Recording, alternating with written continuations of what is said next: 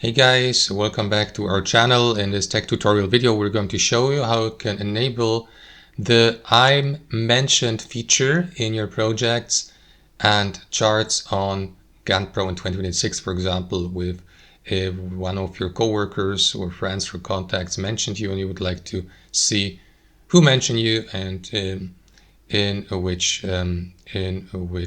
context. So let us dive into this, guys. So first of all, navigate to your account on GanttPro and access your project here in the top left by selecting all projects and select your project here.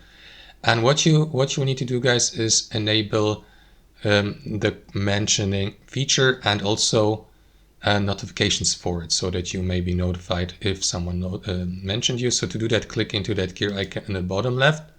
Here, navigate to notifications in the top left and simply make sure that, for example, notify me when someone mentions me is enabled. If that's not the case, simply enable email and push notifications here. So once these notifications have been enabled and you still would like to check these mentions now, you will need to access your communications hub. You will find it at the very bottom of that list here on the left sidebar. Click into it and here switch from all projects to I'm mentioned.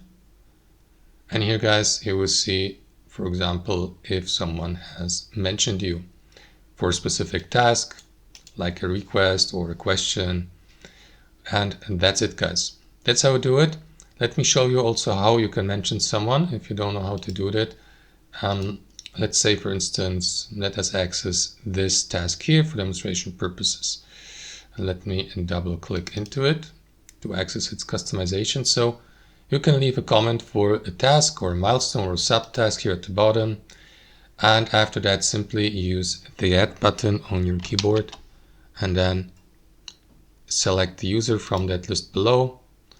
And yeah, mention him or her and click on send here. And that's when you get mentioned, for example.